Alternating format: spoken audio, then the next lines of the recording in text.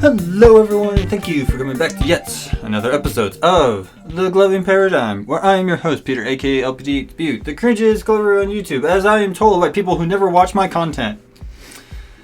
It's like they're judging a book by its cover. Why would they do that? Even though we have this saying that you shouldn't do it, but people do it anyways because for reasons. Nothing you do matters, your existence is a lie! But yeah, I know some of you are probably asking me why on earth am I wearing this little beanie on my head. It's because, to simply put it, can't get my hair under control, and it was driving me nuts, and every time I looked at myself in the camera, I just had big poofy hair, and I'm just like, nope, gotta get this under control, so cap it up. And so yep, you guys are going to see this lovely little beanie on my head for this episode. If you guys are wondering what these little pins are, you can just take a quick look. This is my unit badge, and this is the signal corps badge right here, and that's just a simple anchor. So yeah, you guys just sorry, can't get my hair under control. I know some of you are probably going to say you should go get a haircut. Yes, I know I need to go get one. So don't worry about it. 12 seconds later. Alright, so what is it this week that I want to go into? Well, if the title of this episode is not telling you what I'm going to be covering, I'm going to be covering more gloving terms. Why? It's because we do have some lingo stuff out there. We have some ideas or some terms that we tend to use from time to time that, you know, some people outside the gloving community might not understand what the hell we're talking about. Which is also totally understandable. If you're anyone who played any card game like Yu-Gi-Oh!, Hearthstone, Magic the Gathering, Pokemon, people still play that. Sure, Jan. They have terms in their vernacular, okay? You have terms like bounce, spinning, counter, tapping. You have all this other stuff, right? Floating is another one that I've heard in the Yu-Gi-Oh community. They have a lot of terms. Gloving also has a lot of terms. We have things like duck bills or toggling or impacts. We also have macrochips and microlights and just random words that we tend to throw at each other that we understand as glovers, but somebody to the outside world just goes, Wait, what? yeah, this is going to be another installment on that. Yes, this isn't going to be probably as long as maybe the other one is, or most of my episodes as they are, but it's just because there's not a whole lot that I need to talk about these specific terms, so we're just going to get right into it. So first things first, I want to cover is what I said, duck billing, or duck bills, or duck tuts. These are very common terms that people like to talk about, and if you don't know what they're talking about, it's very simple. It involves your hand going like this. And to my listeners who still listen to the audio portion, which thank you so much, you guys are awesome. Don't mention it! When your hand folds forward where the palm points straight down, going on the underside of your forearm, basically making that 90-degree angle, but your hand starts curling up a bit, making this a little duck bill look. Okay, so to my listeners, the back of your hand should be going upward to the knuckles being the peak, and then your fingers start sloping down to the front, making what people like to call duck billing or duck tutting. Let's get those ducks in there. Shout out to my friend Duck over in Australia.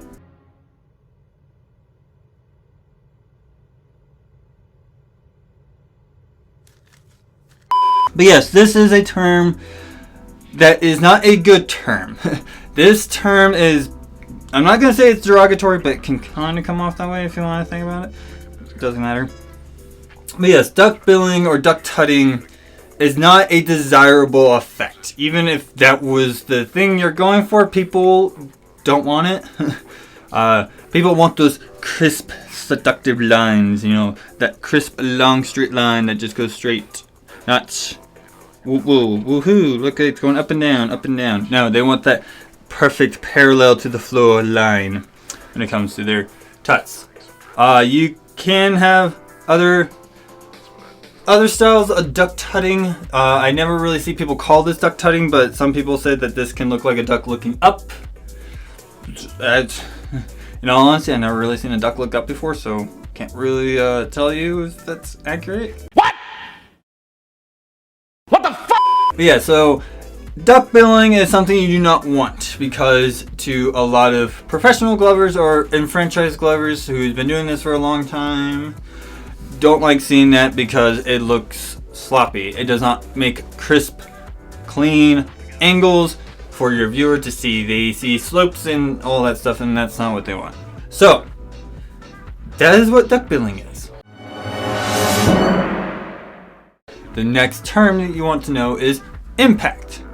Okay, so the term impact that I have defined it by is a maneuver in which the glover has used their lights to blast their viewers or parts of their body with light. That's basically the idea. So, yes, when you think about the archetype of gloving of impacting, this is where the term comes from. Impacting is what specializes in this particular term of doing impacts. So, if you haven't seen my episode or listened to, I'm probably going to have to revamp that episode. But if you have not listened to that episode on how I explain what impacting is, you have it right over there. Go have fun with it. It's actually pretty good. I got a lot of good comments on there and a lot of good feedback that people highly, highly appreciated the amount of work I put into that episode. So, please go check it out. But yes, so there is the traditional way of impacts, which is using an iNova or a Nova-like product that allows for blasting of light to your viewer. That is a very traditional way. Another good traditional way that I've seen in the past is when people use Nova-type lights for their palm lights. Gummy, in the early days, which I will show here, had this effect with palm lights that, to me, I would still consider impact style effects.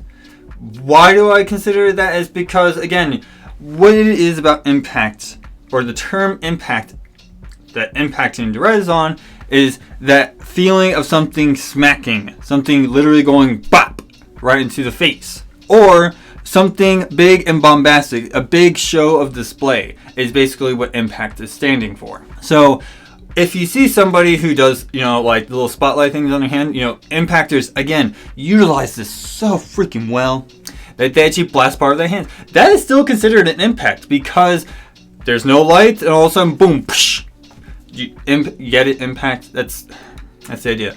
If you think of a meteor crashing as an impact, make an impact crater, get the idea. So, 5 minutes later. But yes, so one other thing I definitely want to, or a couple other things I want to cover when it comes to impact as a term, outside of just the style of impacting, is that it's not only just big bright lights, big spotlight things. It is something that causes a big catch on the eye. Oh, cool. I mean, cool. So, for example, color changing can be actually used in impacting. So, let's just say, as an example, I was using all blue on all my fingers. There's just nothing but blues, all nice and cool blues, and I'm going like this, right? And then I click my thumbs and go like that, and they're both red, and everything else is blue. That's still considered an impact style maneuver. Nailed it. Because you're putting it straight into your viewer's face, or in the camera's face, or in that sense. But 2, you're also putting it in a place where your body is going to be able to highlight it even more. Now, if you guys recall, I should be wearing white gloves and having 2 lights right there. That's the idea. Because 1, you're spotlighting it, making that surface area much bigger to your viewer, making it much more impactful. Okay. Now, the one last thing I definitely want to touch on this is that there is flash pattern impact maneuvers, as I like to call them. So, to elaborate, if you set one flash pattern and tint setting to a certain specific setting, and then you have the next one be pretty much brighter and more intense in any form than the previous one, and you hit your viewers with it, that is considered a flash pattern impact, because you are changing the flash pattern that allows it to be much more noticeable and much more intense, therefore being impactful. Okay, so the next term I want to cover is conjur. Yes, conjur is actually another term, just like how impact is. It's not just referring to a particular style. Yes, there is a style called conjuring that utilizes this to the greatest effect possible, and there are many variations. So basically what you need to understand is that conjuring is a term referring to various methods of manipulating the lights through various programming configurations. Are you sure about that? So yes, you have traditional conjuring, which is just your on-off. You have multi-mode conjuring. You have impact conjuring, if that makes any sense.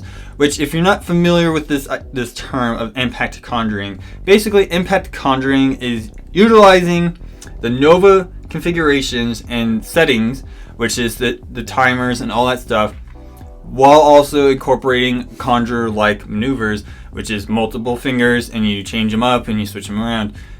You're just utilizing what the Nova configuration gives you with the high beam, low beam, and blinks. Very simple, but can come off very, very sophisticated.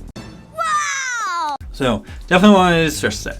But yes, you have single mode conjuring, you have multi-mode conjuring, the Nova method conjuring. Those are the forms that I like to take. Now, you guys have heard me say this before, and I'll even say it again right now. Even in my original episode about conjuring, which you'll find right there, I do talk about conjuring being an umbrella term, which is referring to any reference of manual light manipulation. What do I mean by that? Is that if any time you're doing any mode changes, you're doing a form of conjuring. That is what it means. So conjure in the term of gloving is just basically your methods of manipulating your lights. Does impacting fall under that? Yes, but again, I have said these in my previous episodes on those two archetypes, that impacting is very, very distinct from average conjuring for a specific reason. Go check out those episodes. You'll find out why. Alright, next term that I want to cover, cages. Because surprisingly enough, not a lot of people actually know what cages are. Say what? So cages is a formation in which the hands clasping them together in various ways. So basically what you just need to understand is that your hands pretty much go together and they clasp like this. There are various different ways to make a cage. You have the traditional one where the tips of your fingers go right into the pockets of your fingers right here on the other hands. If you're my listeners, you're going to take both hands and you're going to put them together like this, where the meats of your fingers, interfinger parts, are touching. Then you're just going to slide them out until the tips of your fingers are in those little pockets in between your fingers. That is a standard cage. What is very typical of people doing this, especially impactors, is they like to turn it upside down and place it over their viewer's face and move their thumbs around with blinks to make this really cool effect that you will see. A lot of impactors do this. Fry is very popular on doing this one. He does this in very different comp videos. But yes, that is one traditional faction that we have seen in the cages. What are other variations is that you have what I like to call the open finger caging, which is where you smash your fingers together and your fingers are out in the open like that. Or some people like to call that the inverted cage, because since it's like this, it's kind of like inverted. You know what I mean? It's not, you don't see it. You know what I mean? And then you have what I like to call the line cage. Now, this is my term. I call it the line cage for a reason, because of how people set it up. All right. The reason why this is called the line cage is because when you put your fingertips together and stacked on top of each other in a proper way, your lights should make a line. If you're my viewers or my listeners, I'm sorry you're not seeing this, but just understand that to make a line cage, you line up your lights on the top of your fingers down when you have your hands clasped together. That way it's called line cages. It's still a cage, so you can see all the stuff going on behind here. If you see, to my viewers, you can see what I'm doing with my thumbs. You can see I'm moving them around back there. Yeah, that gives some really, really cool effects, especially if you have really bright lights on your thumbs doing the line cage, because then it pokes through and you start seeing these really cool glowing effects. So that's what cages are. Do everybody do them? No. It is something I would like to see more of, because to me, just as an old head, I've seen it so many times, I've done it so many times, that it really helps. It actually is a good point to kind of come to. You know what I mean? This is where you can sit here and think, be like, okay, where do I want to go next? It gives you a moment to think. So please, if you have never utilized cages before, start using them. They really do help. So the next term I want to cover is known as platforms. So platforms is a term in which one uses one hand as the base for the movements with the other hand. So to all my Hawaii glovers out there, I certainly hope that if I say anything wrong, you will voice it and correct me when I am wrong, because this is you guys popularized this, so make sure I'm saying it right. But basically what you need to understand when it comes to platforms is the mentality that goes into it is think like Super Mario Brothers. You can use Super Smash Brothers to a degree because it is kind of a platforms fighting game, but basically you have one hand. To my listeners, I'm holding my left hand palm facing up as a platform. I know that, Dip Switch. I can see that. I'm going to take my right hand and I'm going to do other movements that bounce off of this as the base. Okay, so if you think like when you're fighting a boss on any platform game, you hop up to a platform and you go and hit the boss and you come back to this platform. That's the idea. That is the idea of platforming in its simplest terms. Platforming can be way more complicated, but platforms is that. Your hand acting as a platform for the other hand to go do the other things, like hitting the boss multiple times, and you come and do that repeatable pattern. That's another thing that people need to understand about platforming, is that you can have these repeatable patterns because, like in platform games, you have a pattern that you have to follow if you want to defeat your enemies. Get it? So yeah. I know I will have an episode covering platforming as its own style because it really is developed into its own style. But to understand it in its simplest form, when somebody says, oh, that was a nice platform, that's what they're talking about, is that you literally went like this and then gave your hand a base, give your other hand something to move off of, to bounce off of. That's why when you see, hopefully I can actually put the footage on here, but I know Puppet is one of the most renowned, well-known platformers in the game, for various reasons, but this is one of those things I would certainly say that this is how you're supposed to kind of tell have a good telltale sign of what a platform looks like. Alright, last term I want to talk about is a term that I like to use. Not a lot of people like to use it, but I'm hoping that this term becomes popular. No. So the term I want to use is toggling, or toggles. So toggling it is what it is. It is exactly what it sounds like. It is a term for mode changes / switches.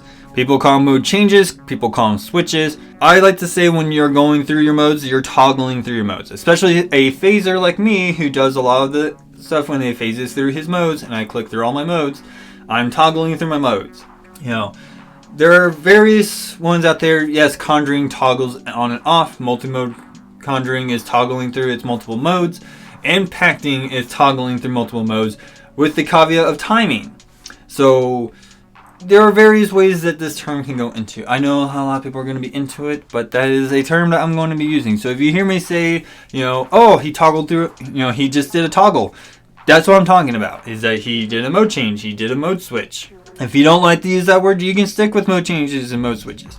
Toggling just is an appropriate term for it. Many months later. But okay, I think that's pretty much all I need to talk about in this episode. Yes, some of this stuff might sound convoluted to you, but that's how you kind of have to approach it, because the way I had to look at this episode is, okay, if I was talking to somebody who's never heard any of these terms before for gloving at all, how would I explain it? This is the best way I will explain it.